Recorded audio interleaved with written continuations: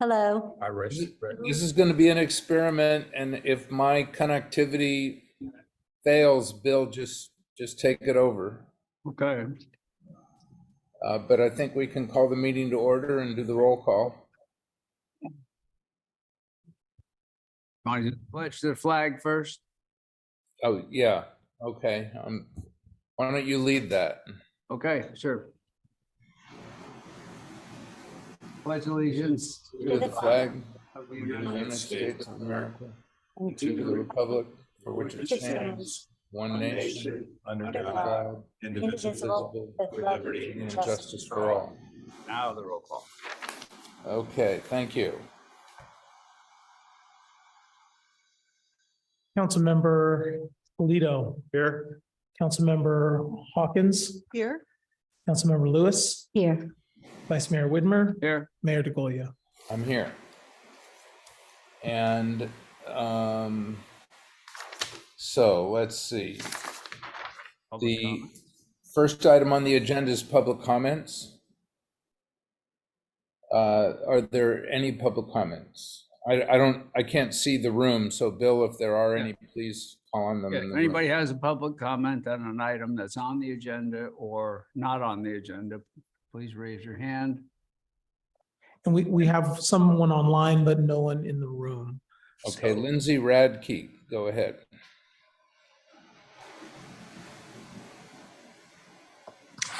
Good evening, Honorable Mayor and members of the council. My name is Lindsay Reich. I'm the CEO of a nonprofit called Warm Water Wellness. We promote aquatic therapy resources on the peninsula. And this was an organization that was born out of the need to advocate for the beloved Mickelson Therapy Pool at Mills Health Center in San Mateo. I apologize. Could I get a sense of how much time I have? Is this a 2-minute or a 3-minute public 3 comment? minutes. Thank you very much.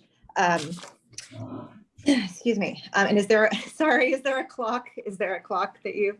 I'll be Put up- timing it. I'll give you a 1-minute warning. Okay, thank you very much. I just want to get a sense of how much information I can share. Thank you. So our organization reached out to your council and we sent a sample resolution. I'm here tonight to give you a gentle nudge and encourage you to please agendize a resolution at your next meeting, encouraging Sutter Health to reopen this facility. It's a facility that it was closed at the beginning of the pandemic, and a year later they announced the permanent closure. A little background on the facility: it was built prior to Sutter's acquisition. It was built over 20 years or over 15 years ago. It was built with public, entirely financed by community donations, $4 million of community donations, which today is equivalent to $7.2 million. Sutter has received nearly $1 billion in federal CARES Act funding for the purposes of not closing down facilities as a result of the pandemic. This has been a movement that's been going on for we're about 2.5 years into this. We currently have 16 out of the 20 cities and towns in San Mateo County have adopted resolutions, issued proclamations, or written letters to Sutter Corporate, formal letters to Sutter Corporate in support of our cause. We are determined to get all 20 cities in the county, which is why I'm here tonight, to see if you will join our fight. Also, just to give you a sense of the support we've received, the County of San Mateo has adopted a resolution supporting our cause. The San Mateo Central Labor Council, also the Peninsula Healthcare District and the Sequoia Healthcare District. And again, 16 out of 20 cities in the county as well. We had a rally in July. We had a rally hosted by Supervisor David Canepa with a half a dozen civic leaders joined, and over 100 activists. 1 minute. Thank you very much. Most disabled. Again, this facility this is not just a recreational pool. Therapeutic pools are different. This pool was heated to 93 degrees, and the unique feature is a ramp that was used by patrons who are wheelchair bound, including a Hoyer lift for quadriplegics and a chairlift as well. So the closure of this facility has been devastating for disabled individuals, pregnant women, children with special needs, stroke victims. I personally have spearheaded this movement because my partner has a spinal cord injury And the lack of access to this facility has impacted him. It's been devastating for his quality of life. He's now at a point where he needs full-time care, needs assistance with the restroom and with feeding, all because of the lack of access to this facility. So if you could please put a resolution on your next agenda. And again, we sent you a sample template. If for some reason you need us to resend that to you, I'd be happy to do so. We'd really appreciate your support. Thank you so much. Thank you. Thank you, Lindsay. And I think it would be worthwhile to resend that resolution. Thank you. To whose attention, please? Okay, is there any other? Lindsay, public I'll talk comment? with you offline. Okay, thank you. I don't see any other public comment, None here. so we should move forward to the presentations. And I think the first presentation is an introduction of Rachel Launder. Thank you, Mr. Mayor, members of the council. Rachel, you want to come on up? I'm pleased to announce that Rachel Launder began her journey with the town on November 8th as the town's newest member of staff. Rachel comes to us from the County of San Mateo, where she served as the Senior Sustainability Specialist in the Office of Sustainability. She is talented, articulate, and experienced. She has a Bachelor of Science from Cal Poly Humboldt, where her primary focus was environmental science. She got a minor in Spanish, and she's also finalizing her Master's of Library and Information Science at San Jose State. So Tamika, if you're on the line from the library, don't get any ideas. Rachel has extensive experience in sustainability field and is excited to expand that skill set with all the other areas that the management analyst is going to take on. Some of her top priority projects will be serving as a liaison to the Environmental Programs Committee, spearheading the 2023 Earth Day event, responsibility for the town's climate action plan, assisting with the townwide emergency preparedness and ADAPT, community engagement, website management, grants, and a host of other special projects, anything we can throw at her. So give her some time to get up to speed and we'll have another tremendous asset for the town. Again, this is Rachel. Hello, Rachel. Thank you. Welcome. Thank you. Thank you, George, for those kind remarks. I'm really thrilled to be here, and the team has been so warm and welcoming, and I'm excited to build off of their exceptional work and get to know each of you. So thank you. Through the mayor, if I could just say one thing. Thank you, Mayor DeGoya, for allowing me to go to the library JPA meeting on Monday in your stead as the alternate. It was their meeting where they were saying goodbye to a lot of our board members, but at the end they said, "Oh, and you're getting Rachel." And I go, "Yes, we are." She is, "Oh, she's going to be wonderful." So from all the library, JPA, that county library people, they just love you. So they know you in San Mateo County. And I think we're really fortunate to have you come with us. So welcome. Oh, that's heartwarming to hear. Yeah, I've had a chance to work with the libraries launching the Energy and Water Toolkit, and I'm excited to continue that partnership with them. That's great to hear. Thank you.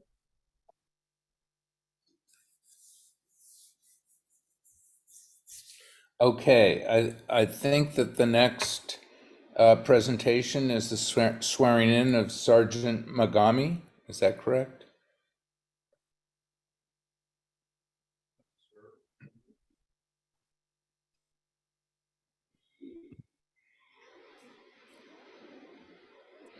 That's great. What happened? Just real quickly, this is the greatest honor I have as the chief. Great story.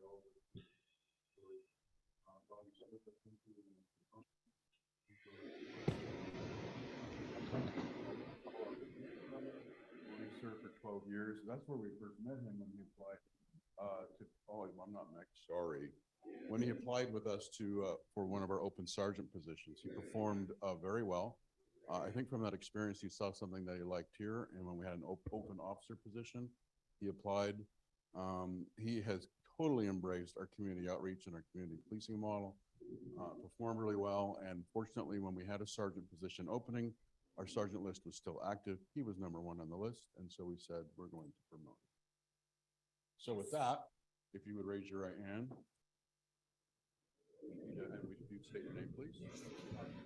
I do solemnly affirm that I will support and defend the Constitution of the United States, the Constitution of the State of California, against all enemies, foreign and domestic, that I will bear true faith and allegiance to the Constitution of the United States, the Constitution of the State of California, that I will take this obligation freely without any fear or reservation, for the purpose of evasion, that I will well and faithfully discharge the duties upon which I'm about to enter. Do you accept these responsibilities? Yes, sir. Congratulations. Bobby, it's his wife Crystal and his son Michael. Crystal is the executive assistant for the chief of police for the city of Campbell. Oh, So we wow. have a great law Okay. enforcement. And that's, must be grandma. Auntie.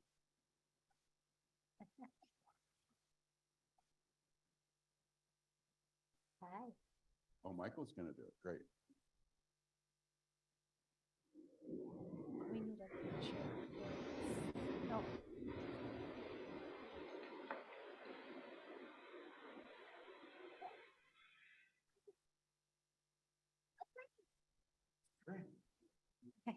Here's the train.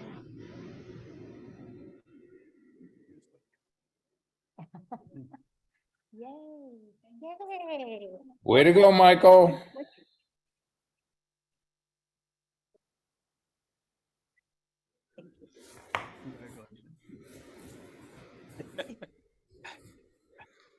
Congratulations.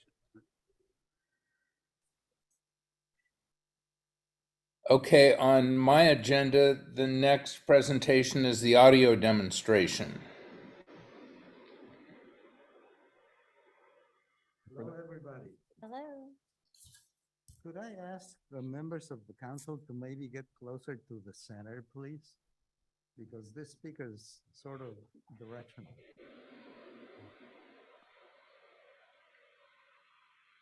Thank you, appreciate that. As you know, there have been.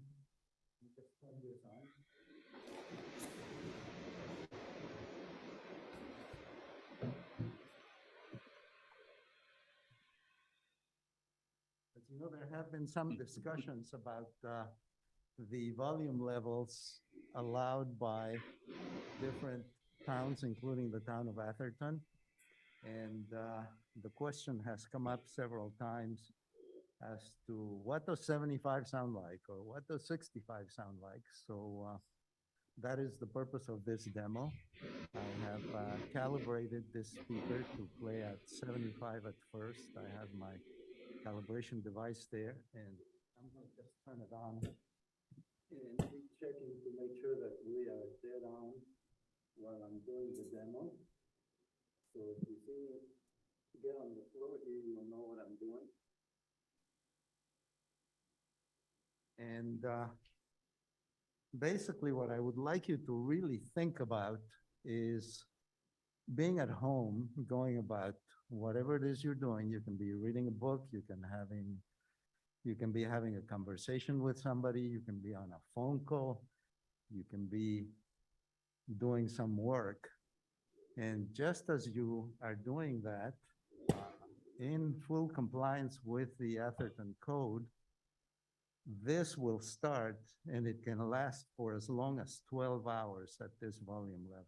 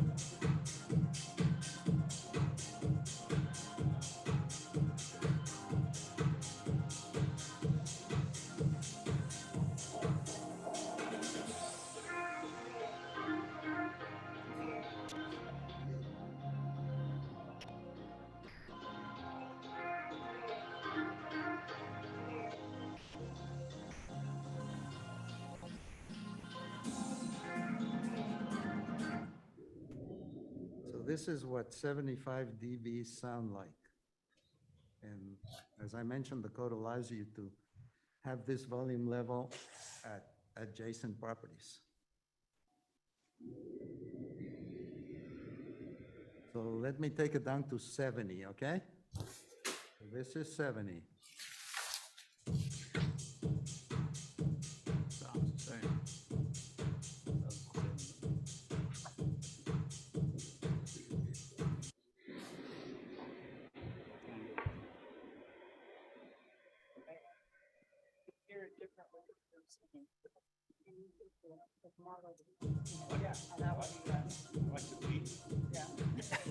Beat is visceral, so you feel it. Is that enough for 70? Now we want to hear the singing. We're discussing Okay. that the bass, you feel, you hear it. Now little I'm bit gonna more. take it down to 65, okay? This is 65. I can hear that lower. Much different. Yeah.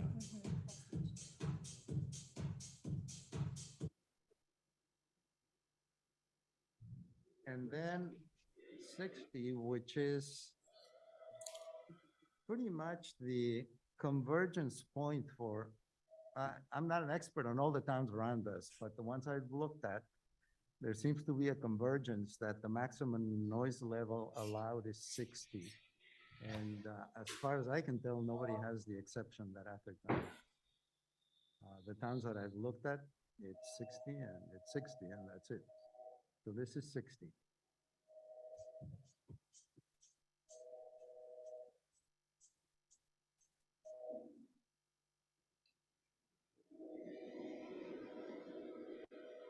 You want to hear 75 again? Or was that enough?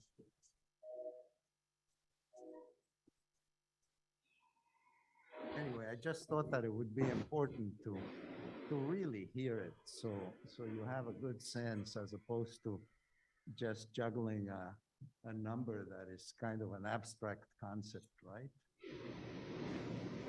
Questions? Or Yes, anything I have a else you want?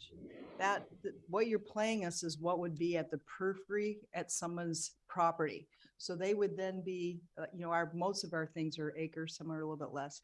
We'd be hearing that from quite a distance inside our house with our windows closed. So Well, that would be if I was standing on my neighbor's property looking over the fence. yeah, sometimes it's quite a distance, sometimes not so much, right? I have a common fence with my neighbor that's the problem neighbor, and it's probably 20, no, it's probably about, I'm guessing about 40 feet from the fence line, something like that. And when he has Okay. a party, he loves to put his speakers right there by the fence, right? Well, And I think we can talk about the details when we get to the agenda item. The purpose of this was to hear the different noise levels. anyway, so bottom line, you can be a lot closer sometimes, right? Because our bedroom faces that one. But you're right. Okay, Thanks. Thank Thank you you. for doing that. appreciate it. And thank you for not playing heavy metal. So what kind of music was that, Diana? The new background music for council meetings. Our theme song. Bob liked it. Bob liked Bob it. was back here Bob. dancing. Better mood already. You haven't been listening to it for 12 hours. Thank you, Mark. You're welcome. Okay, the next item on the agenda is the annual library report from the Atherton Library. I believe Tamika's online. Tamika's online. It's the same as what you sent out today, right, Anthony? Yes. We have it. Yeah, I appreciate that. It's all right. Did you get yours? Good evening, Mayor DeGolia and members of City Council. Hi, I'm Tamika Price. Is everyone ready? I'm sorry. Yes. Yeah, Okay. right. Yes. Thank you. I am pleased to share my screen and present to you all the library's annual report for the year 21-22.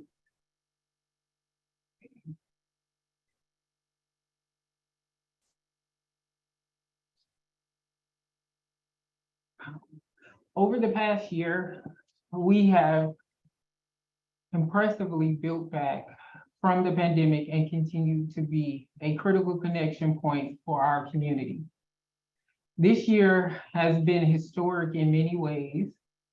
In addition to marking the return of library services, it is also the 110th anniversary of our founding as a county free library, a testament to the enduring legacy of San Mateo County Library as essential and trusted institution. First established as a county free library in 1912, the Library Joint Powers Authority was founded in 1999. Covering 351 square miles, our service area is comprised of 11 members, cities, and the unincorporated areas of the county.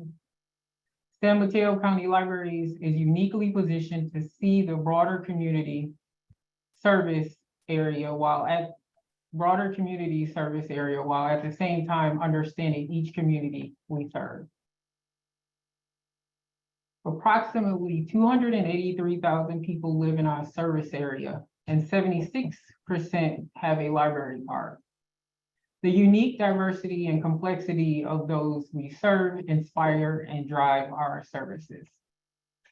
Our communities face another year of profound change.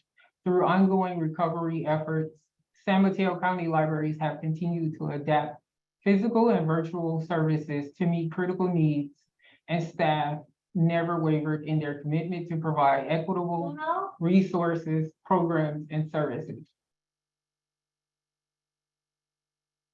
Our vision. Each of our 13 libraries is unique, but also part of a larger family, offering transformative experiences and a single mission: to strengthen our community by creating an inclusive sense of place and environment for learning. San Mateo County Libraries continue to be a high-performing organization. Some standout benchmarks including, sorry, my kids are here. San Mateo County Library.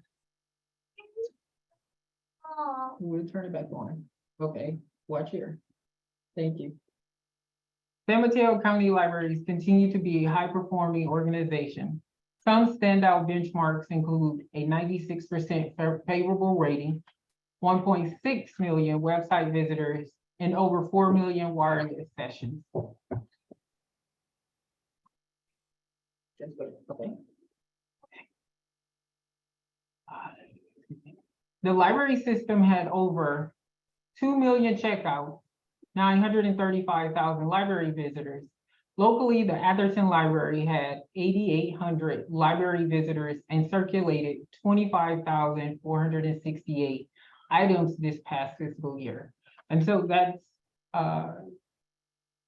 the numbers for last July through June of this year, 2022. And the library was closed, I believe it was from late November until we opened in June 4th of this year. San Mateo County Libraries provide unmatched services to our community, and we are consistently ranked as one of the best libraries in the nation. We started off 2022 with a new title, being named a 5-star library for the first time by Library Journal. We currently rank first in California and third in nationwide when compared to peer libraries. This incredible honor acknowledges how success and commitment to serving our patrons and the value our communities place on our library services. Our staff's innovation and strong desire to serve the community led to the creation of new impactful library services this year. Each year, we make tremendous progress on our goals, and it is my pleasure to highlight some of our system accomplishments. And these photos you're seeing is recent photos. The one on the left of the screen is from the Makerspace in a program we had for youth. And the one on the right is a story time, which we host story time on Tuesdays and Thursday mornings. This year, we launched 7-day-a-week service and expanded evening hours at our libraries, allowing for greater access. We also provided vital support, including the distribution of free COVID-19 masks and test kits, and worked to address food insecurity at our communities. We successfully launched Empower Cards, new library cards designed to simplify and expand student access to library resources. We've continued to strengthen partnerships with community groups and prioritize programming that reflects the diverse backgrounds, interests, and experiences of the people we serve. Our collections are always expanding. This year, the community gained access to valuable digital information and resources to help support those looking for employment, rent relief, mental health support, and so much more. Our award-winning Big Lift Inspiring Summer Camps served over 900 youth at 8 school sites, making significant progress in advancing literacy and academic performance in our most vulnerable communities.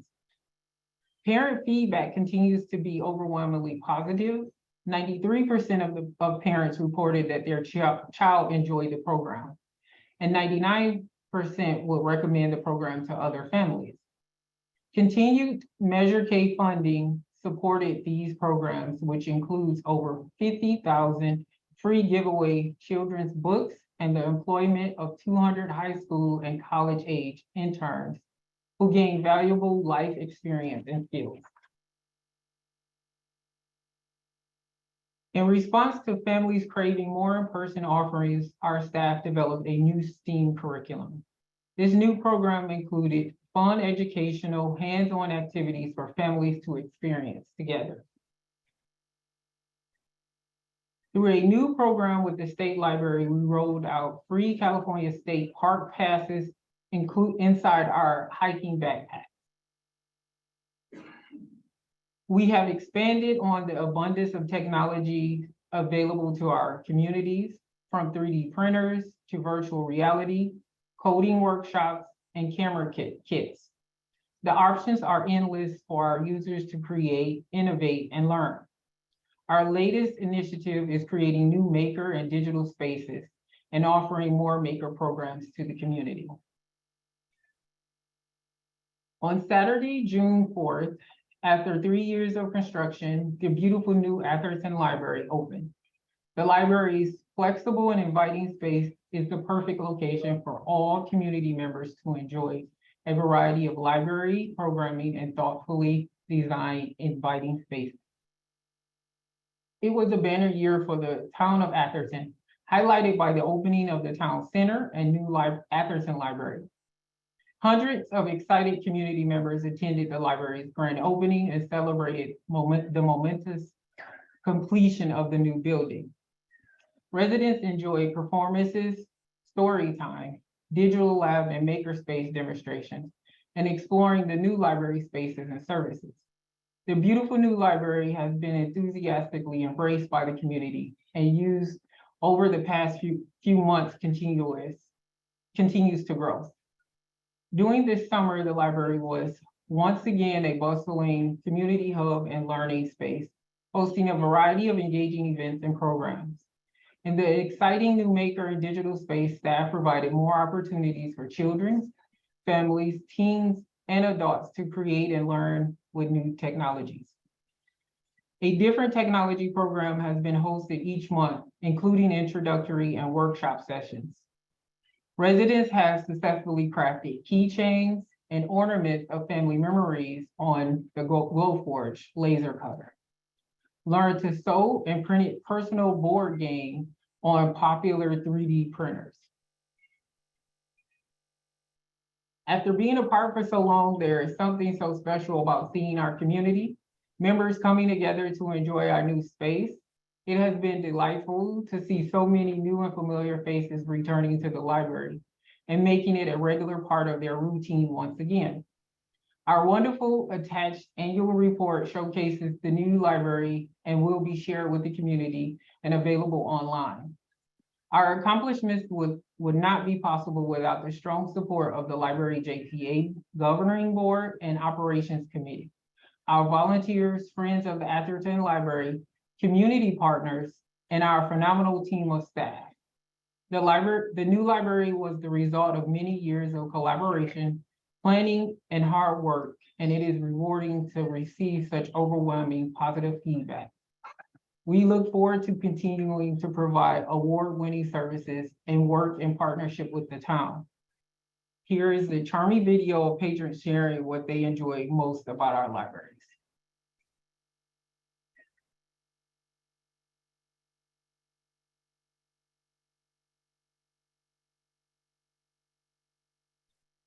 Tamika, you may need to provide the audio from your computer. Me gustó mucho el contenido, todo lo que hay en este lugar, en los libros, tienen muy buenos libros para leer. Life with here was a meditation group as Monday through Fridays, and it helps me with my mental health. I love the selection of books, especially my daughter's in the Spanish immersion program, so there's tons of Spanish speaking books that we don't find at some of the libraries and other bookstores. Yeah.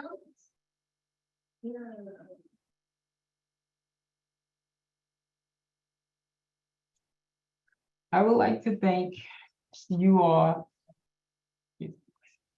library staff, for their tremendous work and creativity, friends of the library for their dedication and advocacy, city staff and council for your ongoing support, in particular Mayor Rick DeGolia and City Manager George Rogers for their work on the Library JPA Board, Governing Board, and Operations Committee. Thank you. I am happy to answer any questions.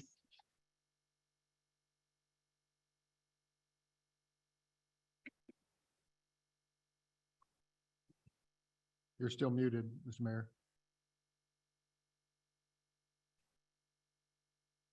Mayor DeGolia, you're on mute. I see that, sorry.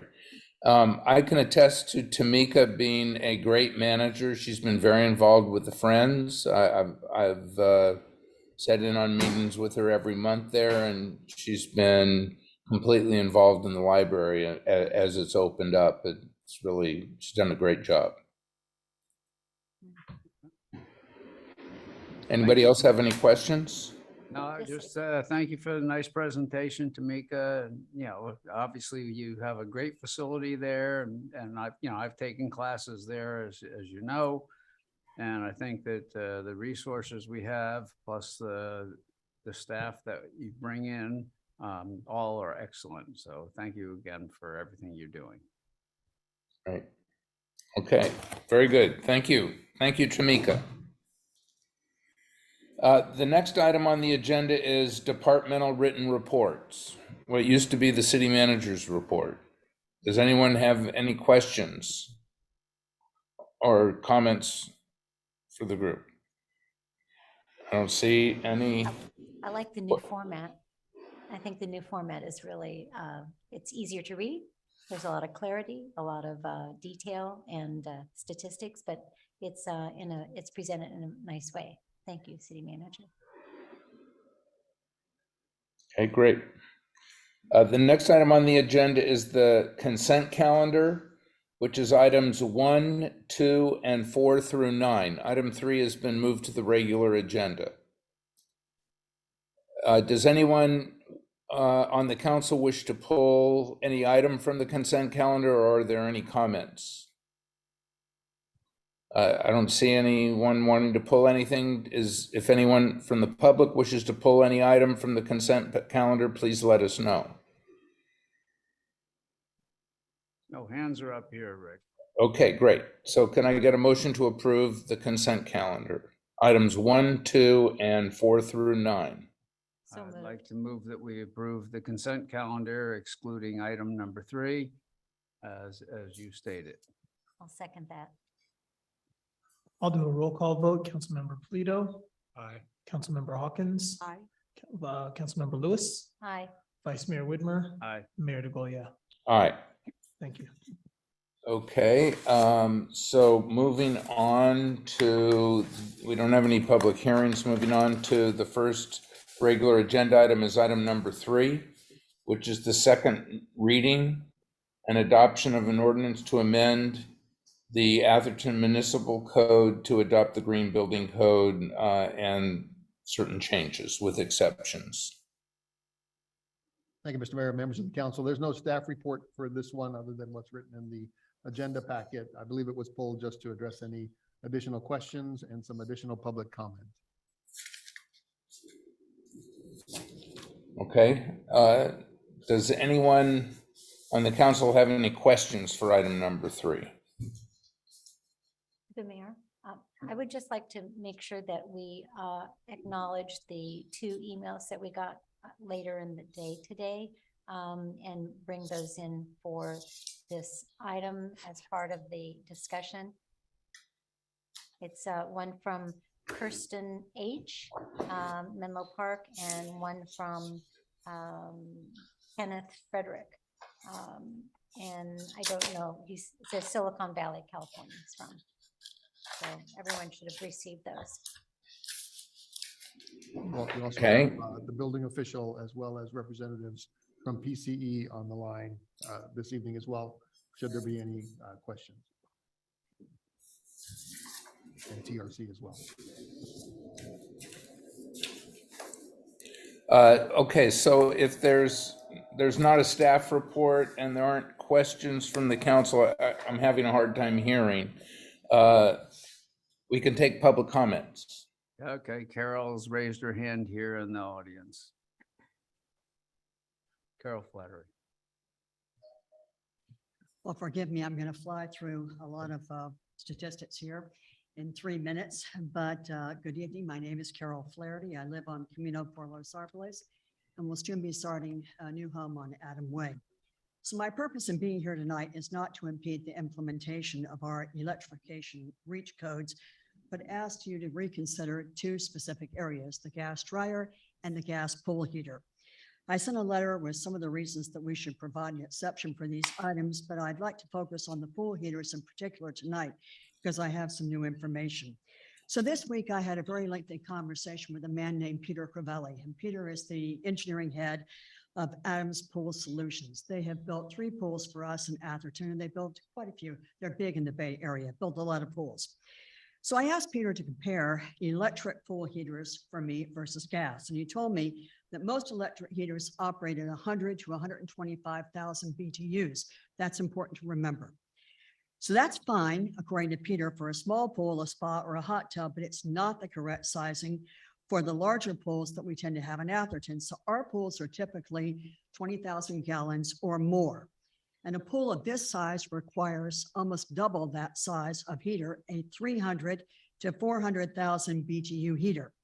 So Adams does not install a single electric pool heater that is greater than 125,000 BTUs. So none of those will work for an Atherton pool. Above that size, it's simply not as efficient to have electricity as it is to have gas. So lastly, he told me that the electric heaters will only make sense for our larger Atherton pools if you have an excess of solar energy that can be used to offset the electric bill. Well, at our new house, we have 22 solar panels that are planned for the roof, and we're only at 45% offset of the electric need. And that's on a perfect day with the panels being 100% clean and no shade from any adjacent tree. So I actually don't know how many Atherton homes are going to have much excess solar.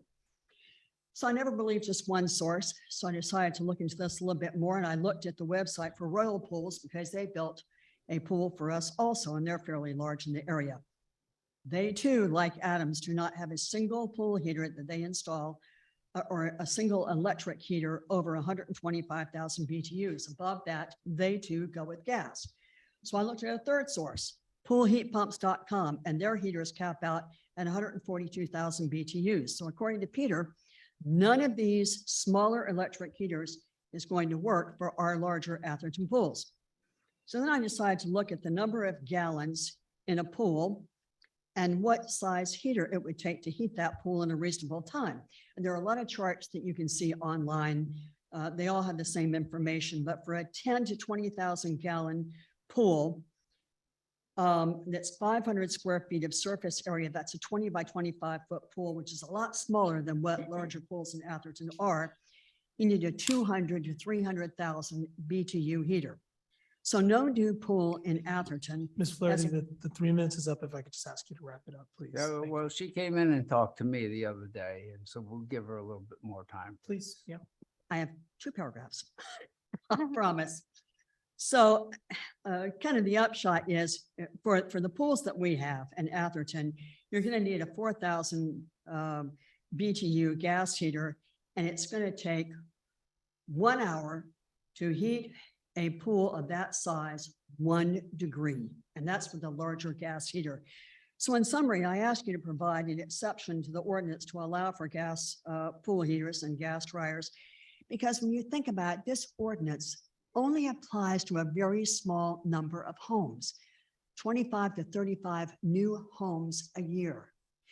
So I think it's punitive, frankly, to ask those homes not to have the right equipment for their application when 2,500 existing homes in Atherton can still have their gas heaters and their gas dryers, and they can replace them as well.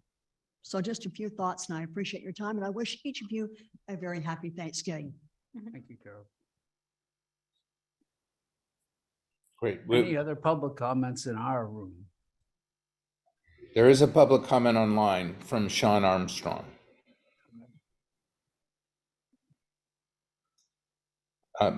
Sean, doesn't look like there's anyone in the room. Why don't you go ahead? Yeah. Hi, thank you. Hi, I'm Sean Armstrong. I'm with Redwood Energy, and we wrote a guide to heat pump swimming pools for the Bay Area for Peninsula Clean Energy and Silicon Valley Clean Energy. We identified a dozen specialists, pool companies that install heat pumps.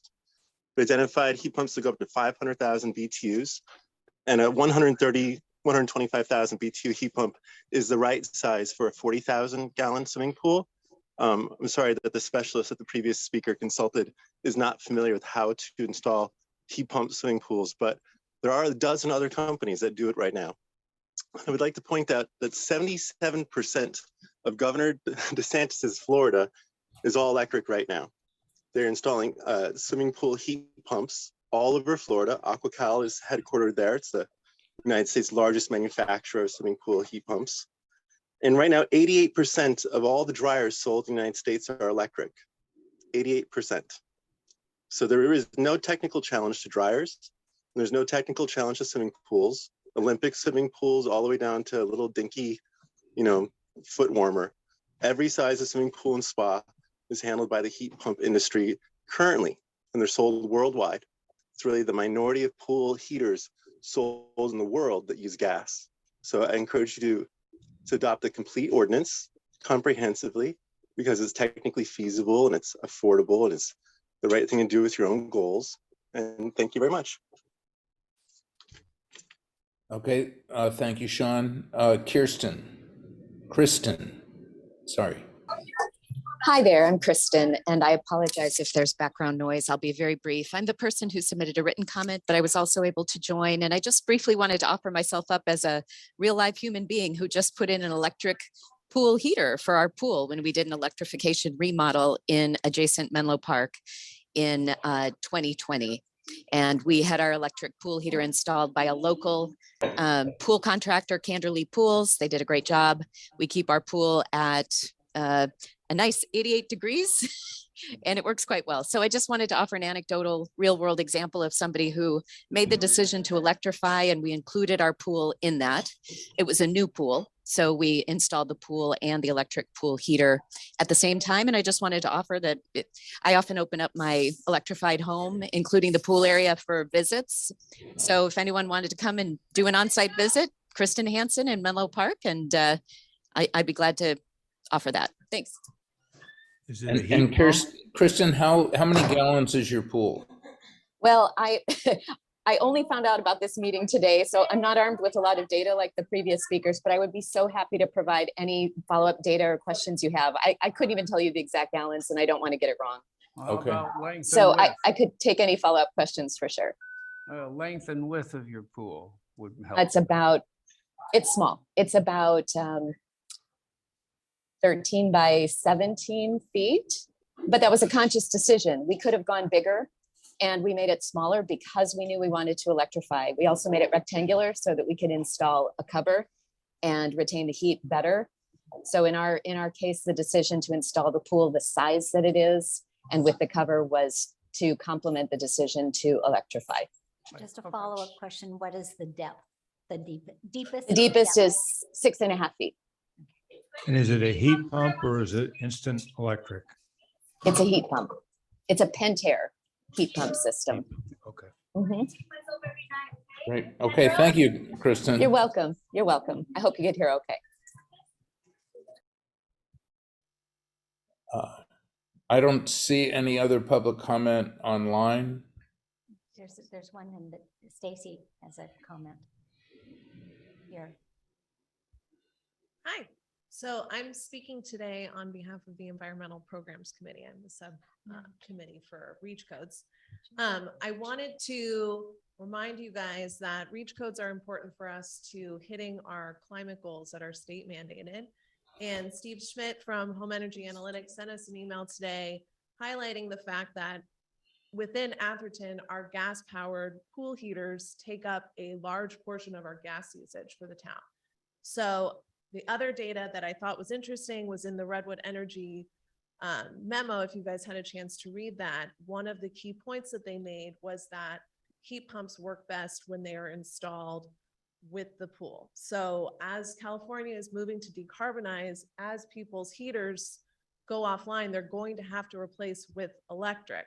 And so if we want people to have the best investment and best pool usage, we should be allowing people and encouraging people to install the technology when it works the best, which is designing it around this new technology, the future technology. So thank you.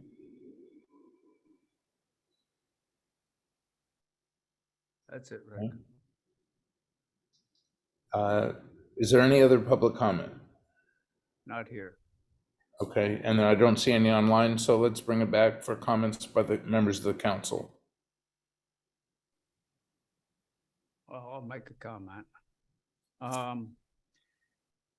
When we first discussed this, I discussed the exemption for pools, and I still maintain, I think we should have that. We can have a recommendation for electrifying. As Carol was, astutely pointed out and was also kind of highlighted here with the second online comment. Smaller pools, yeah, it's great.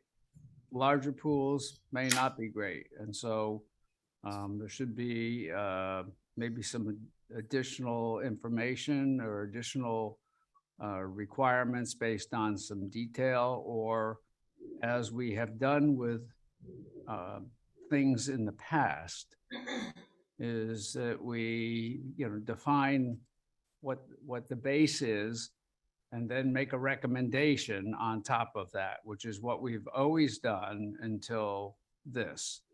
I've got no other problems with the ordinance as written, and adding, the other items that we're putting in are fine, but I do think, and I brought up before, the pool heaters are an issue. Yes, the technology will get better, and yes, we can amend this document anytime in the future. But at this point in time, I don't think everything's there for us to be convinced that a pool heater of the size of the pool that some of the houses are being put in are there. And I feel that, we should leave that as a exclusion. That's my comment. Thank you. Okay, Diana. I don't feel the same way. I think it's important that we get off of gas. I was just at a fire board meeting the other day and the fire chief was talking about how we're living in an area that's high earthquake and that most of the damage that's done and the deaths that come after earthquakes are a result of fires from gas lines. And everything that we're putting in now, from gas lines, the fires that come up after it happened in San Francisco and all over. So this is from the fire chief, so I think he knows what he's talking about. What we're talking about is things that are going to be built that are going to be in place for the next 30 years. So what we decide today is something that's going to be still in place 30 years from now, because you don't replace your pool that often. And we need to step up and do this for the next generation of kids. And so we did allow some carve outs, and I think those are ones that people really care about. I think a majority of the people could care less what kind of technology they have in their pool. I honestly do, as long as it works. And the gentleman here who is an energy specialist, I believe what he had to say. We also got results back from other groups as well that also support the idea that they are now powerful enough for bigger size pools.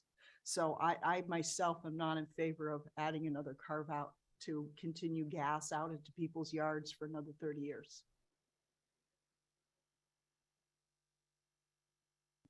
Anybody else have a pick a hand up here? Okay. Elizabeth does. Well, Mayor? yeah, please. Okay, thank you. So I have to agree with Councilmember Hawkins Manwellian. I have personal experience with building a pool. My mistake was I made it huge and very deep. And then we had it gas fed. And even then it didn't, it didn't really heat the pool. And we had an in-pool hot spa that we changed it out to electricity. And the hot spa, it comes on right away and it gets hot really fast. The rest of the pool, it's like a black bottom pebble, a type with a cover. And I can tell you that during the swimming times of the spring and summer, with the heat from the sun, with the black cover and the pool and the recirculating, it is swimmable. It gets up to 85 to 90 degrees without a heat. And I think that heating a pool, especially a large pool, is just wasteful. It's just, one of those, luxury things that we think that we all deserve because we live in Atherton and we've got money to throw into the pool. And I think it's really wasteful. I really understand some of your analysis, Carol, and I want to embrace that, but I just can't. I think electricity is the way we have to go. And I feel really strongly that we need to get rid of gas because it's not good for our future. And we have to start sometime. And I think this is what we have to do now.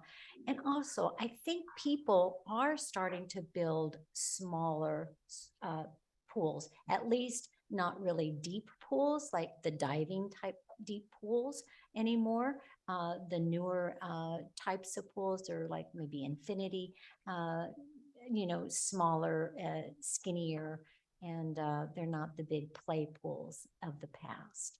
So that's my feeling. Well, let me give a comment. I think that the most important thing in this item before us is not the pool heaters. So I don't want to be distracted from what's the most important thing. The most important thing is that we're setting a standard in the green building codes to support all electric space heating and water heating for new houses. And I think that's a very big deal. I agree with what you said, Elizabeth, that we're moving to electricity and away from gas, and I think that's a good thing. I mean, gas is a fossil fuel pollutant that is a problem. I don't know that it's entirely our job to tell people what they have to do, because I do think that people can choose, and the technology and information is getting very good. But I agree with you that this is the right way to go. And the thing about pool heaters that concerns me on the side that Diana advocated is sounds like that's the biggest use of natural gas in Atherton. That's frankly surprising to me. I would expect the biggest use of natural gas to be space heating, because I know that's where my gas is used, principally is to space heat in the winter. But that sounds like a big deal, so it would be good to limit that. And from what I've heard, there's conflicting information about what's the best technology. But I do believe, from knowing about how heat pumps are going for space heating and water heating, that technology is getting very, very good. And it's really requiring contractors to get up to speed. And when this issue came before the developers and the developers roundtable, it was not opposed. And I mean, the final thing I'd say is, I think it's true that people are building smaller pools. I went to an open house for Pacific Peninsula Group last week, and there was what looked to me like a very small pool. But it's not our job to tell people that they need to have smaller pools. I think people can decide to put in what they want to put in. So it's not this is a finer point on a bigger issue, and the big issue is what's really important. That's my comment. Any other comments? Bob, did you have a comment? No? Okay. Can I get a motion? I'd like to move that we, how am I going to say this? That we adopt the ordinance to amend chapter 15.19 of the Atherton Municipal Code by adopting the 2022 California Green Building Code and EV charging and all electrification reach codes, with the exceptions that we've identified previously. I'll second that. I didn't hear. Was that a The second? second was by Councilmember Hawkins Manuelian. Okay. I'll do a roll call. Councilmember Polito. Aye. Councilmember Hawkins. Aye. Vice Mayor Lewis, excuse me, Councilmember Lewis. Aye. Vice Mayor Whitmer. Unfortunately, I don't agree with the decision, and as such, not to scuttle the whole thing, I will abstain for this one item that I think that we're being a little picayune on. Thank you. And Mayor DeGolia. Aye. Okay, now we're moving on to item number 10, which is an ordinance to amend Charter 8.16, the noise control ordinance in the Atherton Municipal Code. Thank you, Mr. Mayor, members of the council. This item was before you prior, where you made the amendments to it. Staff's bringing that back just for confirmation, and it'll return to you in December as an introduction for the ordinance. There were no significant questions on the item, but there was some information requested. The changes in it are the removal of the special event procedures, the changes to allow discretion related to the penalty, largely the fines and misdemeanor provisions, creation of the definition of social gathering, and adjusting the time and DBA provisions for social gatherings. But a member of the council asked if I could summarize similar provisions of noise ordinances of surrounding communities to the town. And I'm going to focus that summary on residential noise limits and any associated exemptions that are related to parties or events. Because communities often measure noise and noise exceptions differently, the information provided below or provided here will be based on what their criteria is for 15 minutes of noise. So for Atherton's current ordinance, the daytime DBA is 60, nighttime DBA is 50, and our exception for social gatherings are Friday and Saturday from 10 a.m. to midnight, Sundays and holidays 10 to 10, and 75 DBA is what's allowed. In Palo Alto, Their daytime is 6 dBA over ambient. I'm not exactly sure how that's measured, but that's how it's measured. Nighttime is 6 dBA over the ambient noise, and they do not have an exception for social gatherings or parties or events. Portola Valley, the daytime is 65 dBA, nighttime is 55 dBA. The similar exception to parties and events, they do not have one. Woodside doesn't have a noise ordinance. Woodside's noise provisions are within their general plan, and they discuss it as a dBA level and ambient noise. So they certainly do not have an exception. Redwood City, daytime is 6 dBA over ambient, nighttime is 6 dBA over ambient. They do have a similar exception for parties, dances, meetings, and other assemblages, 6 dBA over ambient, 8 a.m. to 8 p.m. Menlo Park, 60 dBA during the day, 50 dBA at night. They also have a similar exception for social gatherings, 11 a.m. to 11:30 p.m., 65 dBA. The county, 60 dBA during the day, 55 dBA at night. A similar exception, yes, outdoor gatherings, dances, shows, entertainment events, all operating pursuant to any county regulations. And those are the communities that I surveyed. So with that, we'll return it back to the council. The chief's here to answer any specific questions about enforcement or how things are going out in the community, and return it back to the council. I have a question. Questions, Elizabeth? So, city manager, I had asked you about the clause, item number D, the social gatherings. And it doesn't indicate what happens Monday, Tuesday, Wednesday, Thursday. It only talks about Fridays, Saturdays, and holidays. That's correct. The way it's written is that's an exception on Friday, Saturday, and holidays. There's no exceptions allowed Monday through Thursday. So you're restricted to the 60 and the 50 and the regular hours. It could be clarified, but the way it's written is just the exceptions are those days. Okay. I have two questions. One directly relates to that. When I look at the staff report, it also identifies Sundays, I assume it's 10 a.m. to 8 p.m. Noise shall not exceed 75 dBA. That seems high. Yeah, I assume that's for a social gathering. That is correct. Under the exception set forth in the ordinance under C, which has been highlighted in that pink shading, it says Sunday 10, we can include AM to 8 p.m. and that's what it applies to. Okay, right. And I have a second question.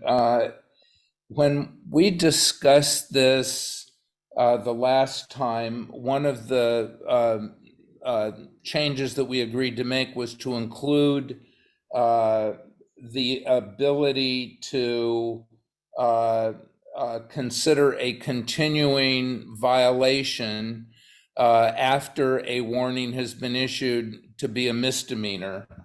And as I understand it, when we talked about it, it was going to be stated in a way that there would be flexibility so that it wouldn't always be a misdemeanor. It would be a misdemeanor when I assume it's the chief of police, but when somebody decided that it was a misdemeanor, and maybe that is at the prosecution level, I'm not sure. But the language in paragraph A, I think addresses this in two different ways. In the last sentence, in the second to last sentence, it says, if corrective action is not taken within a specified time, upon conviction, the violation shall constitute a misdemeanor.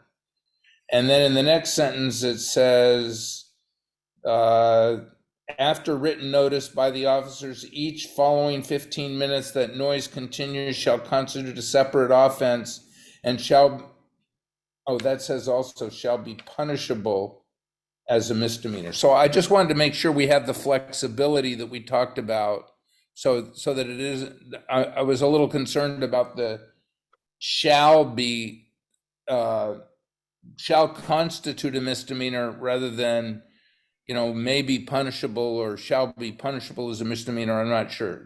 So Mona, I think that's a question for you.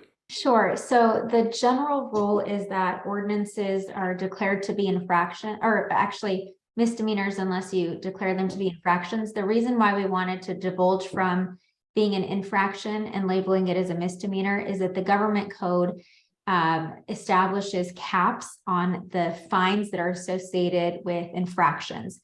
With misdemeanors, we can set the penalties much higher. So that was the original context behind changing from infraction to misdemeanor. Secondly, there have to be a series of violations as the language reads. If, in other words, the property owner that is creating the noise violation gets a notice. If they continue to not correct that action and do it within the specified time that the officer provides them, then they will be subject to a misdemeanor. We can further soften it and say maybe punishable as a misdemeanor if the council wishes. I think I'd be more comfortable with that. I don't think it takes away our ability to leverage the penalty that's associated with a misdemeanor, which I think we all wanted, but it doesn't require it. It gives some flexibility. We can do that. Well, doesn't the phrase upon conviction give us flexibility? Yes. Yes or no? He said yes. I So thought- why I would was kind of wanted to know what Mona thought. Oh, It, not the mayor. The mayor's got, he's the last word. we did intentionally draft it so that, again, the property owner has many opportunities for corrective action, and only upon finding that the actions had not been corrected would be subject to that misdemeanor. But we can again soften it further and say maybe punishable as a misdemeanor. So legally we can do either. Diana. I have two questions. Thank you for giving us an idea of what other cities are doing in terms of dB levels. Do we have an idea of what their fines are like? No, I have the ordinances, but it would take me a while. to go So through. our current fine is going from $100 to $1,000. And it's a misdemeanor that, the way it's written now, you could go to jail for six months. Is that correct? For throwing a party? And then if perhaps the owner of the party doesn't get notified within 15 minutes at a big event, you then get another $1,000. So now you're at $2,000 and 2 misdemeanors, which is the way it's written right now. So you'd have 2 misdemeanors and $2,000 if you're having a party that you didn't respond quick enough to. I feel like this is super harsh. And I have another separate question, actually, in terms of what's happening in our town. Is this an issue that's really a big issue? And what kind of parties are these? Are these teenage parties, or are these weddings? What are you getting these kind of calls for? They're usually resident parties. They're not teenage parties. Not It can teenagers. range from birthday parties. We've had noise complaints from the Phelps birthday party. I think it's important to note a lot of the noise complaints that we get, they're not violations when we find out. And now that we corrected our response to those, we're much more reactive. I will note that from, Sergeant Metzger's our most senior officer now. He does not recall any homeowner not complying. Typically, it's us responding. Please turn it on. We do have to come back. That's rare. What I do like about now the fining, we do have to come back. We have full discretion, and I think the language changes even back that up. I don't see that that's going to happen. It hasn't happened since I've been here, where we've had failing to shut down a party. But I think just notifying them that if you don't reduce in 50 minutes, or if we have to come back, then we can do this. I really never see someone going to jail over this. It would be handled through Mona. And So perhaps the I- city attorney can also address your first iteration. I your would just first like to comment, because I think it only gets harsh if you are a real, egregious repeat offender. I think that, and there has to be some teeth in this to help us manage people who are flagrantly just, are insensitive to their neighbors and do it all the time, and everything. I also want to make a really quick observation just to put things into perspective from the other jurisdictions that a city manager mentioned to us. Most of them are dense jurisdictions with their property lines. I mean, like 5,000 square foot, parcels, stacked up and around in little communities. It's not like Atherton. So it's not, taking apples and apples. Okay. You can't say all these other jurisdictions, and then compare it to Atherton. You just can't do that. But some of them were comparable, but Well, I but understand. many of the Well, words oh. that are many of the words that are in this in the penalty section, the word may is used over and over again. It gives the discretion for the police officer to, maybe he doesn't have to give a fine. It depends. It really is going to depend on what the owner decides to do and how they're treating the situation. Most people are going to say, "Oh, sorry," and turn it down. That's Most of these calls are going to be somebody's got a band and they've got the amps played up really high. It's not people sitting at a table outside talking.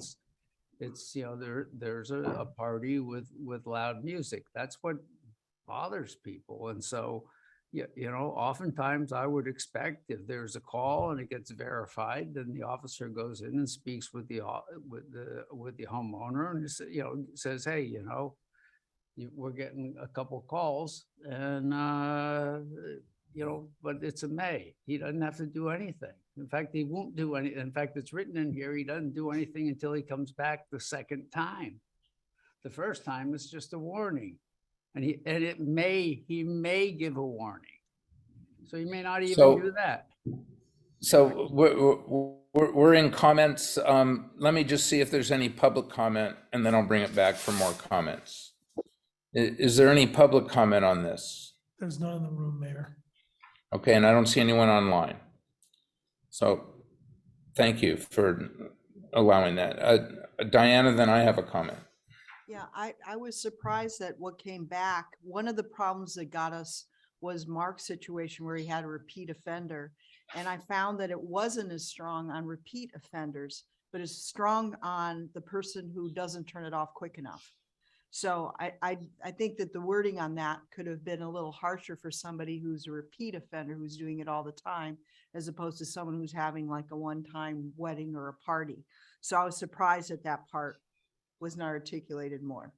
Well, that's a fair comment. I didn't read that. Well, So, Mr. Mayor? so I didn't notice that. I thought it gave a lot of flexibility as to how to manage it, and it's only after written warning is ignored for more than 15 minutes that it becomes more harsh, which I frankly think is appropriate. I do think that the sound levels are awfully loud. So I don't know how others feel. You heard the demonstration tonight. I wasn't there. I did hear it previously. And given what the other communities have, I'd be more comfortable if our maximum was 70 dBA rather than 75. 70 sounds plenty loud, and it certainly can be louder than that at the source. That's at your property line. That's when the noise is coming into somebody else's property. And the other thing is that when we go into we had already agreed to change the noise level the Friday and Saturday nights from 10 to midnight, which is the latest time, and I would be more comfortable with that being 60 or 65 dBA than 70.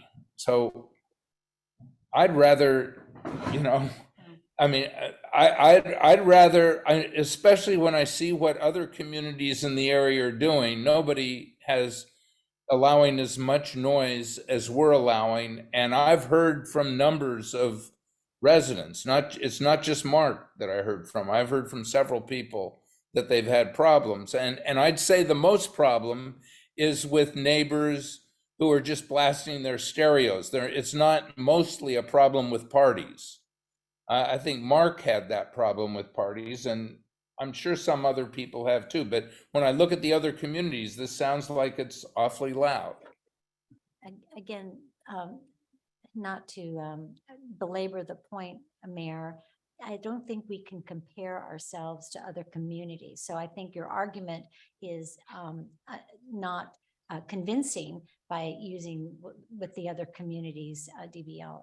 And when we were just listening to the demonstration, correct me if I'm wrong, but it seemed like the 65 and 60 almost sounded exactly like the 75. Well, I don't agree. I didn't agree think with that. I don't agree with that. I could see it. It was difficult to see the difference between 70 and 75. Oh, but that I was could. it. But when it went down to 65, it was a very noticeable difference, and going down to 60. 60 was even more Right. noticeable. You're right. I stand corrected. But of course, part of it was the music style that was. But being played. Elizabeth's point, I mean, we're measuring at the property line Right. and you're Yeah. typically, In your house. that's typically quite a ways from the source and we were standing right in front of the Yeah. source. Wow. Well, That's if you I went to was a little someone's fence. surprised that 75 dB wasn't louder than it was, to tell you the truth. I mean, I could see that the thumping, you did a good demo. I'm not complaining about your demo. I can see that the thumping would rattle your nerves after a while, but which is probably why you picked that particular piece. I like the piece, by the way. Diana, you have your hand up? Yeah, I agree that there are really that we have bigger spaces, and I agree with Elizabeth that you cannot compare us to a place that has apartments where someone's having a party in an apartment next door, where that will be the sound that's on your wall. That would be the sound that would be on your fence if you were to climb up to the fence and put your head at the fence of our bigger property. So I don't think that's. Well, fair- also our smaller properties, I mean, Yeah, we have quarter acres too. We don't just have 1 acre parcels. Well, But then we maybe will we also should be have, inside with the and- doors closed and the windows closed in our houses that are not made of paper. So Well, I yeah. think that that's not what you're experiencing unless you're on the fence at the neighbor's property. And Portola Valley does not, they have large lots. They're actually more wooded than we are. And, they don't have any flexibility, when Rick or when George was reading off the numbers, what was Portola Valley again? I think that they didn't have any change whatsoever. It was Yeah, they have really no exceptions. no exceptions at all. So, I think, I like Rick's suggestion. I wouldn't go any higher than 70, which is what I said the first time we looked at this. Okay. But yeah, so I think 65 is okay too, especially as it gets later in the night. Now, maybe you put 65 in, you ratchet it, but it can be 70 up to 11 o'clock, and then you ratchet it down to 65. There's got to be some point where, the neighbors are going to bed.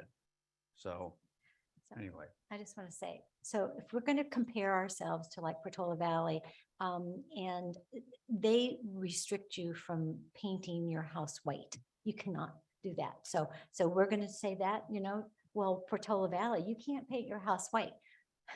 So. Well, we compared ourselves quite a bit to a Portola Valley when we were talking about raising funds for the Civic Center. So. Yeah, and we failed on that, didn't we?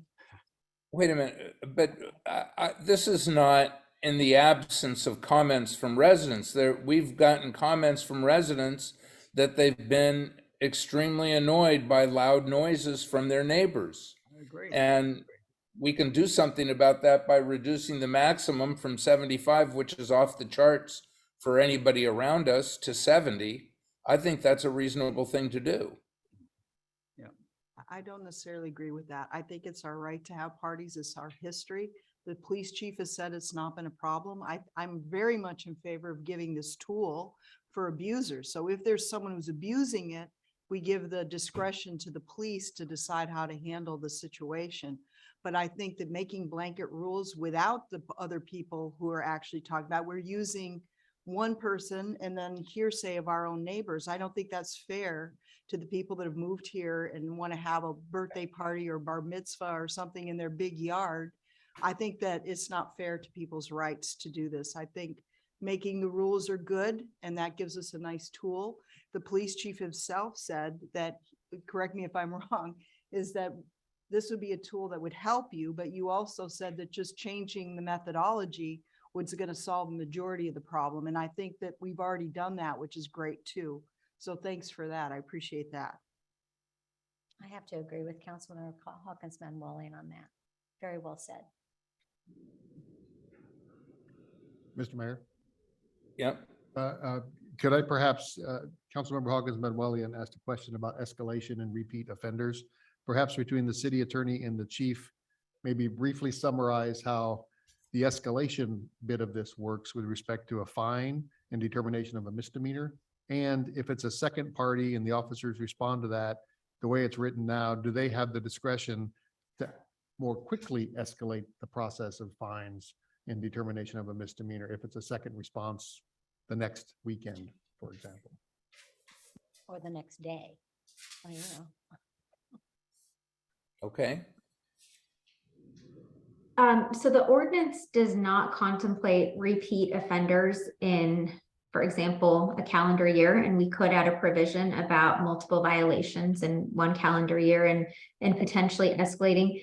But what happens as a matter of practicality is, again, police goes out, they give a warning, and the hope is that within a reasonable time of that warning, the sound is reduced and there's compliance. If there is not, and police gets another noise violation and they go back on to the property, they provide a written citation at that point that the noise violation exists. And then if it continues after that written warning, for every 15 minutes, there is a fine that is $1,000. And as long as that noise violation occurs, again, for every $15,000, for every 15 minutes, there's that $1,000 fine. We could, again, as a matter of practicality, I don't think the town has any interest in punishing property owners as a misdemeanor for the first, but that's the tool that you get to use for the repeat offenders who don't seem to be persuaded with monetary fines. So on the one hand, I think that the ordinance already contemplates that. But on the other hand, if you want to be more clear about it, we could add language about repeat offenders into that. Can I ask another question? I think that's a great idea because that is what brought this up in the first place. But when I read it, is it correct that you're going for every 15 minutes, you're going to get another misdemeanor? So could you, let's say it takes half an hour to get the owner of the property at a big party. Would that person then have a fine, have potentially a year's worth if it's 6 months? Are they cumulative or is it just one fine? You're saying the fine and the time or the time, right?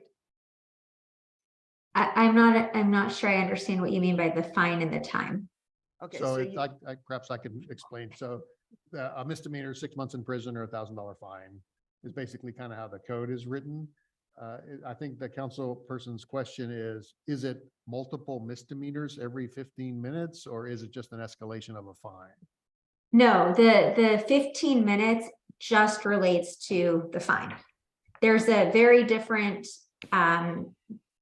we have to treat civil issues very differently from criminal. And with criminal, this would be an ongoing issue and there would not be multiple misdemeanors associated with it. I also want to just bring out one point with respect to the provision about misdemeanors. So there is a specific penal code relevant to disturbing the peace for which this would fall under. So we're not even talking about 6 months. It's capped at, I believe, 90 days with a $400 criminal fine attached to that. So it's treated even differently under criminal standards. So if I could make a comment and then ask the chief a question. So normally if most people, not saying all, most people, there's a noise issue, they go and they either call or they go talk to their neighbor and then that generally handles it.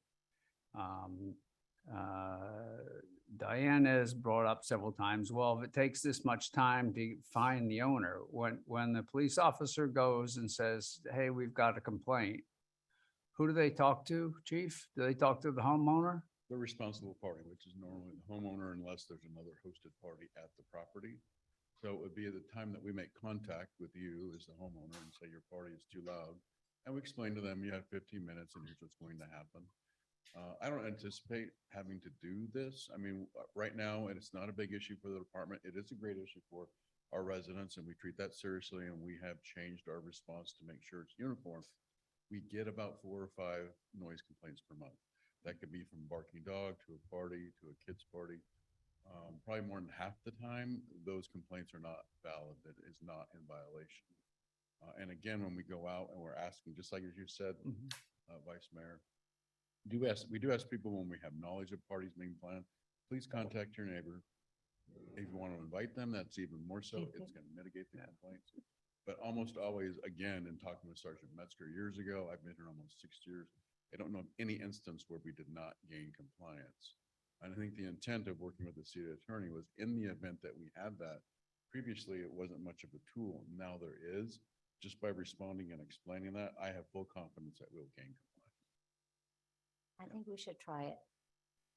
We have a comment.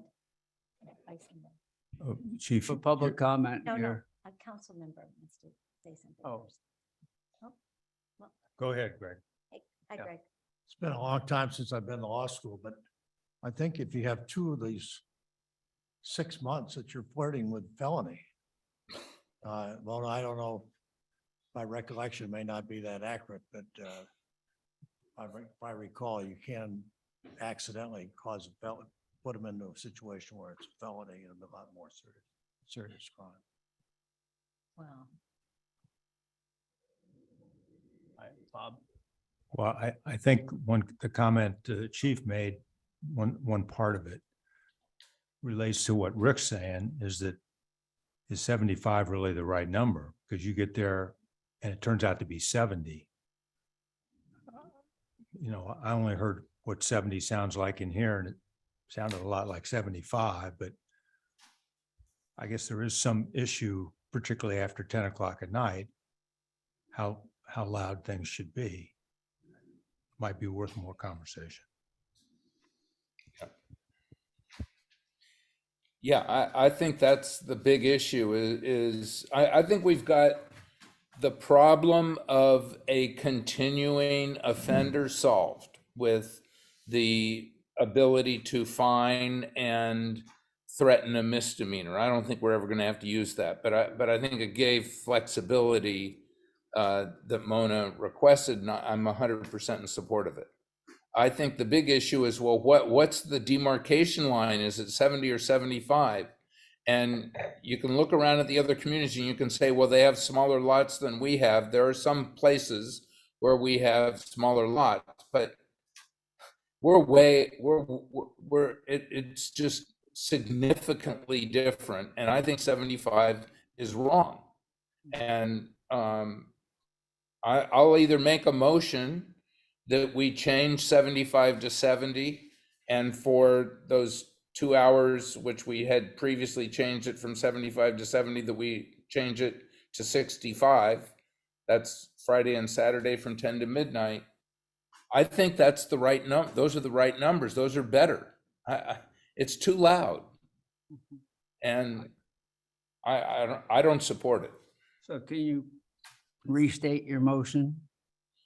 My motion is to adopt the proposed ordinance with the change of adding the word may, as Mona had suggested, with respect to a violation may constitute a misdemeanor, and changing the maximum under the exception for social gatherings to 70 dBA for the times of Friday, Saturday, holidays, 10 a.m. to 10 p.m. and to 65 dBA for the times Friday and Saturday from 10 to midnight. and before there's a second on that, this isn't adoption of the ordinance. This is just feedback to staff. Oh, it's just feedback to staff. Okay. In December for introduction. So I guess this is, should we, do you want to That's- vote on that or do you just Yeah. want direction? You can direct staff via a Okay. motion if you'd like. All right. Well, so that's my opinion. Yeah, my opinion is we need to crank back the DBAs. I don't have a problem with what the mayor has recommended.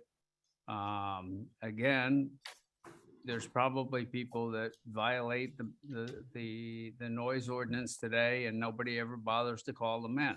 You know, it's only if they run into a problem. So this is really an issue for, people that are really bothered or maybe even taking the first step, et cetera. And so I think that, it's a tool we should have in the tool shed there. So. Oh, okay. So that's your comment. I just want to make a comment. I think we're all, I don't know, acting like little old men and women, cranky, cranky, cranky. But I honestly think the 75, it's been that high for a long time. It hasn't been a huge issue. And I think the response from the police they've been hampered to really, affect change in the egregious people that just offenders. So I think it's not going to matter that much, 70, 75. And once you get out there and you measure it, I mean, it's not always going to be the 70, 75. I believe that 75 is we've got it right here. And especially with all the other things that we've put into play, I'm not convinced that we need to crank it back to 70. I agree with Elizabeth on that. And I think that our residents aren't in here hearing this and we are responding to a complaint, which I think we're doing a very good job. I think the chief immediately put in procedures even before we even got to this. And I think this is a lot of change without getting input from other people. And so I would not, it's not been a problem up until now. So why would we take it upon ourselves to change the rules without the feedback of the people? We're addressing the problem, I think, by all the other measures. And I do agree with the May. So that part of what you proposed, I agree with. I don't. I've brought up at meetings recently and before you were on the council of people that have complained about the numbers, both at the meeting as well as with the city manager. So that you can't say, well, it's just one guy who just happened to bring it up. I disagree with that. I don't recall having a discussion And, like this yeah. to change the We ordinance. didn't have a discussion when the noise ordinance has come up. I've continued to say 75 needs to change. I don't recall. Yeah, that. Whether you I've recall heard it it or from not, 3 but I have. people So Bob, without- what do you have to say about it? Anything? Well, I already said that maybe it merits more discussion, but I tend to agree with Elizabeth and Diana. Okay, well, I don't think we have anywhere else to go on this tonight. I have one last thing, though. It clearly states in here that the subsequent 15 minutes constitutes a separate offense punishable as a misdemeanor. Yeah, so you're So accumulating. that is the multiple misdemeanor thing, which I don't think is what we want. No, that's- so we are changing that to reflect may be subject to a misdemeanor. But again, this is just giving the police department some additional tools in their toolbox. If they encounter a property owner who refuses to lower the volume at their. So may is the key operative. You're using it twice in that paragraph. Okay, I'm fine with it. Right. All right, so with that direction, we'll bring this back in December for first reading, as it is today with the addition of the May. Yeah. And we'll continue. I'm not going to vote for it. We're gearing up for really big parties in December, outdoor. Let's go on. Next to your property. You can come on over. And it's a half acre. It's not a. Okay, we're moving on to item number 11, which is a recommendation from the town's Audit and Finance Committee to begin paying the retiree OPEB health benefits from the town's PARS trust rather than from the general fund. Thank you, Mr. Mayor and members of the council. You had, oh, there you're back. Okay, screen disappeared, sorry. You had my pre-agenda notes and the mayor and Councilmember Polito were at the Finance Committee where this was proposed and recommended by the Finance Committee. But in my pre-agenda email, I noted that staff's recommendation is that we be a little more cautious and look at a 50% allocation rather than 100% allocation. This is probably one of the only times you'll hear me say this, but I was wrong. And my recommendation is that we wholeheartedly concur with the Finance Committee's recommendation to put 100% in there. And there's a rationale for that. So Councilmember Polito came in after my agenda and we discussed it further at length. He left and then I created a little spreadsheet and the finance director and I looked through that spreadsheet as to what the actual impacts would be of that 100% allocation over time. And we really wouldn't have that fund in jeopardy. This assumes we'd be making 6% a year in projected income or return, a 6% return. Then it would be at 20 years out before we'd have any real concern with respect to the fund. If we did not make a 6% annual return, then it would certainly be sooner. And just as an example, in fiscal year 1920, the 1-year return in the PARS trust was 4.71%. In 2021, the annual 1-year return was 19.56%. In 21-22, the 1-year return was negative 11.17%. So that return does vary. But if we evaluate this every other year, and take a close look at it all that time, every time, and look and project those things forward based on our rates of return, I think the 100% allocation is reasonable. So if there's a crow in the room, I'd be happy to have some dinner. Yeah, you were so funny. You didn't tell me you were wrong today. You just grinned. Oh my God. So, okay, are there any questions for staff on this matter? I don't see any questions. Are there any public comments? No, nobody has a hand raised here. Everybody left. Is there anybody online with their hand raised? No. I don't see anyone with a public comment. So comments from members of the council.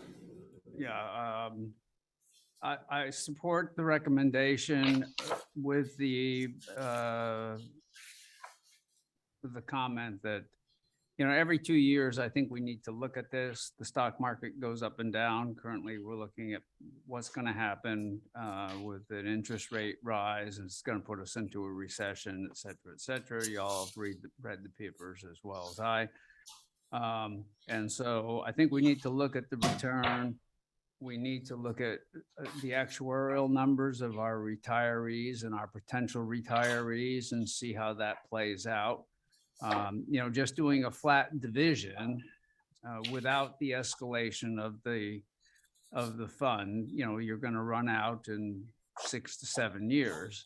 But we're depending on what the growth of the fund is going to be based on interest and dividends and things like that, and the growth and the holdings. So I do believe that it's a prudent thing. We made a conscious decision to do this so not to burden future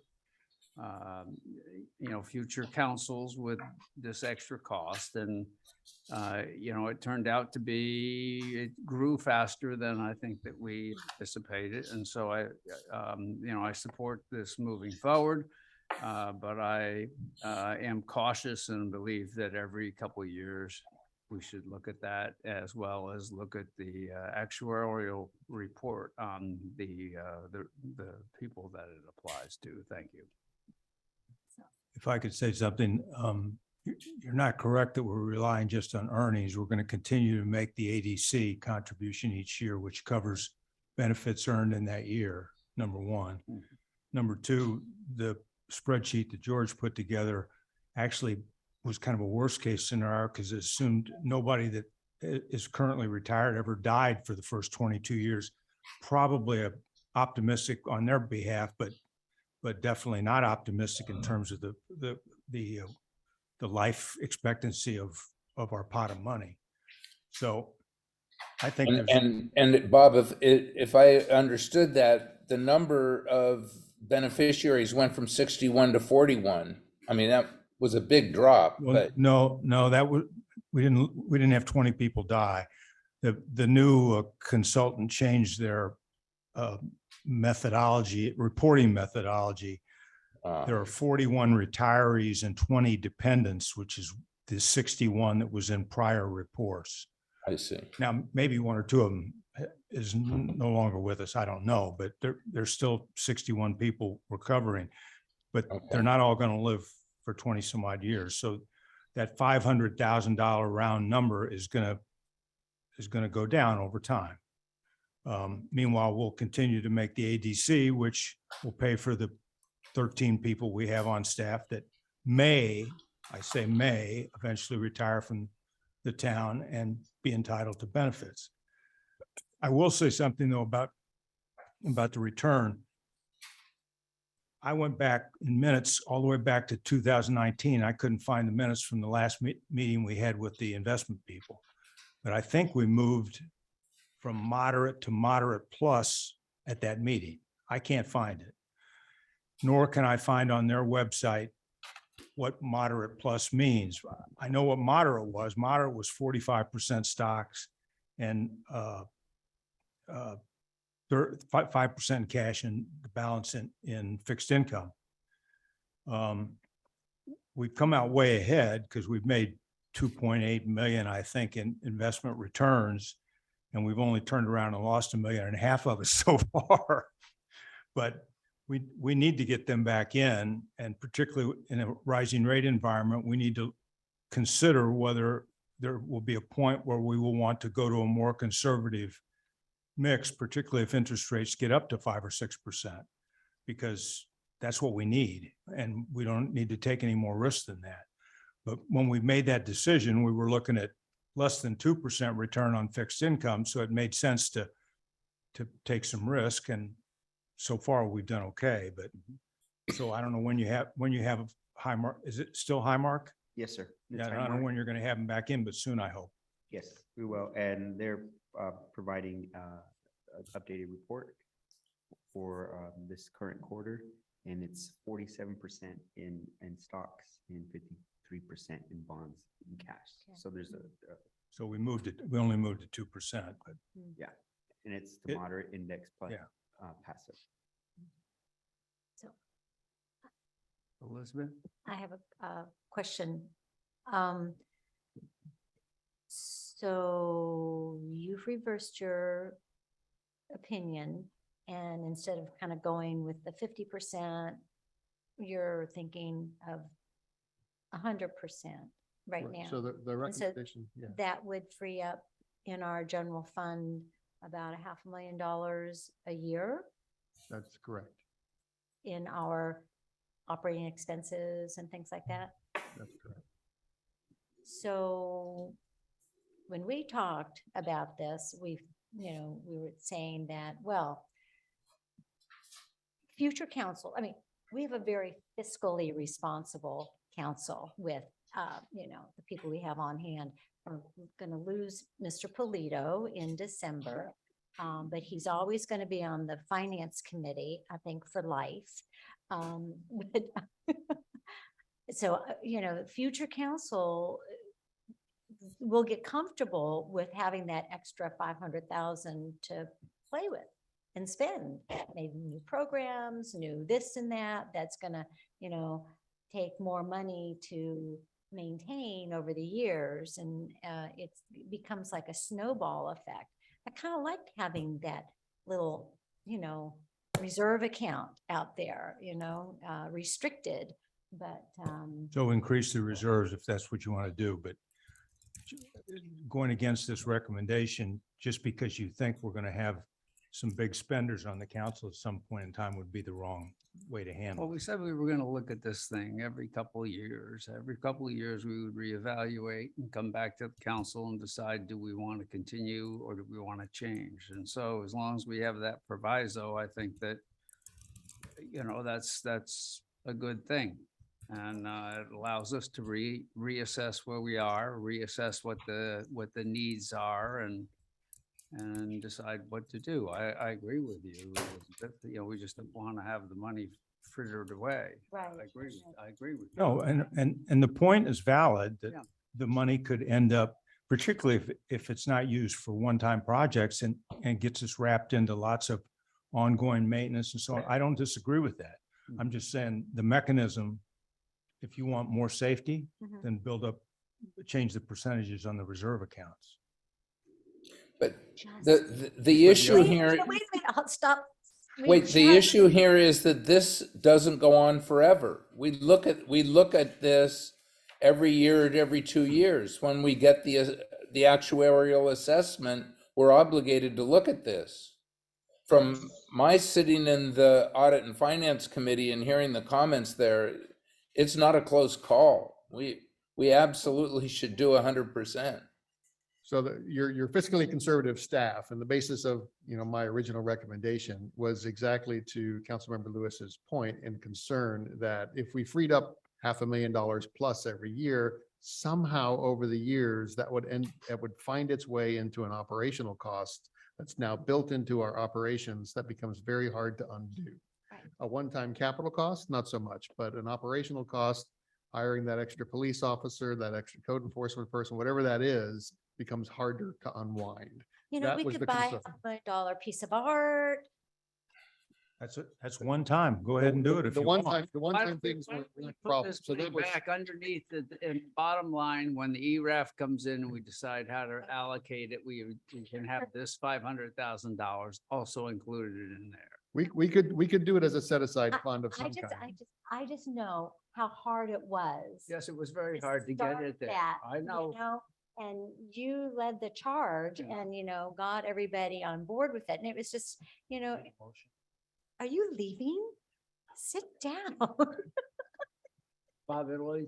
I'd like to make a motion that we, as soon as practical, begin to pay all the retiree OPEB costs from the PARS Trust and no longer pay them from the general fund.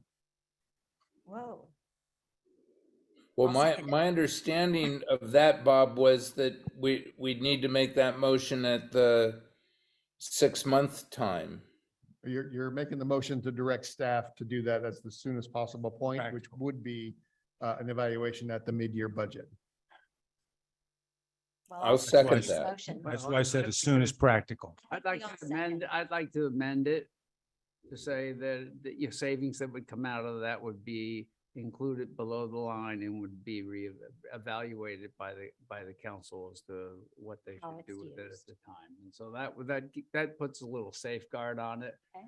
And the fact that we will, at a minimum, look at this as well as the actuarial numbers every 2 to 3 years, whatever is prudent, as recommended by the Finance Committee. How's that sound? Do I have to accept that amendment? Yes, because you made the first minute. No, you don't have to accept it. The rest of the council does, so.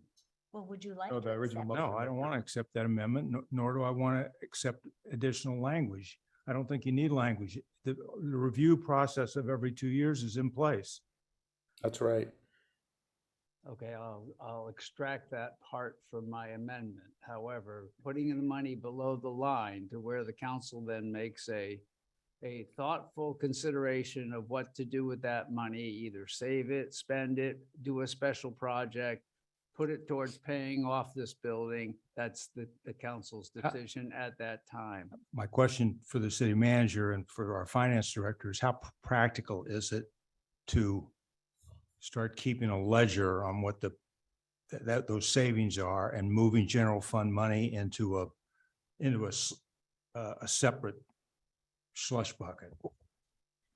Not a slush. I mean, It's I would think it's a paper exercise correct. because we know what the retiree costs are, but we're going to withdraw. No, from I the know fund. where the numbers come from. I Just withdraw that same amount from the general fund into a set aside fund. It's, a set aside fund, Yeah. basically another reserve account. yes. Right. I think it's a waste of That's why we time. have a guy like Robert. I don't agree with that. If it was just anybody, if anybody. Mayor could do doesn't it. agree with that? Did you say no? You don't agree with that? No, I don't agree with that. We already have this very large amount of available reserve. You know, it's not the reserve, it's what we have in our general fund beyond the reserve that's usable. This is just more like that. Why don't you restrict what we've got in there to some other reserve account? We've got, We're not saying No, that. we I don't got think millions so. and Rick, millions Rick, of dollars in think- that I don't account. think that's what they're We're saying. not saying that. I think you misunderstood. We're saying that the money that it replaces will go below the line, just like the ERAF does. And when we do our budget, just like we do every year, we say, what are we gonna do with the ERAF? Are we gonna, like, we were putting it away for this meeting, for this item to start with? We put it away for the building fund for this facility that we're here. That's what we're doing. And so that keeps it from being committed in a long-term basis on an ongoing project. That if we change it, then there might be trouble. That was too many words. Well, I'm I sorry. think it's overkill, but I'll accept that amendment. Good, thank you. So I'll second it. Much, Bob. Roll call, Councilmember Polito, Aye. Hawkins, Aye. Lewis, Aye. Vice Mayor Widmer, Aye. Mayor DeGolia. Yes. Wow. Okay, are there any council reports? The trees look beautiful. That's not a council report. That's a Reported comment. that I came in here and I saw them. I thought they looked beautiful. Okay, Haven't adjourned yet. that's, Motion to is there a adjourn. motion to adjourn? Is there any other public comment? It's the last thing. Yeah, So I just want to make a comment. go ahead. A little parting remark. I want to congratulate all the candidates for city council for this election and congratulate Mayor DeGolia for being reelected and Vice Mayor Widmer for being reelected.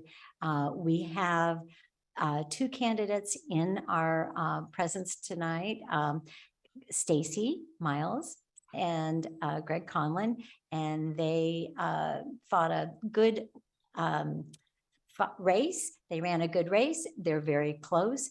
It hasn't been called yet, but I thank you guys for putting yourself out there. I know how hard it is and, really glad. Thank you. With that, we're adjourned. Oh, Diana. Can I make one comment? I went to a meeting this last weekend where the city of Menlo Park and East Palo Alto, is along with ADAP, the police chief was there. And those three cities, the citizens that are involved in emergency response want to get together and create a group that does the same thing across the three cities. They had a very productive meeting last weekend. And I think that's an area that we should look at in the future going forward and have the council consider that. Okay. That's very interesting. Okay. Motion to adjourn. Happy Thanksgiving. I'll see you all tomorrow. All right, safe flight. Bye. Thank you. All right. Fly safely. Ugh.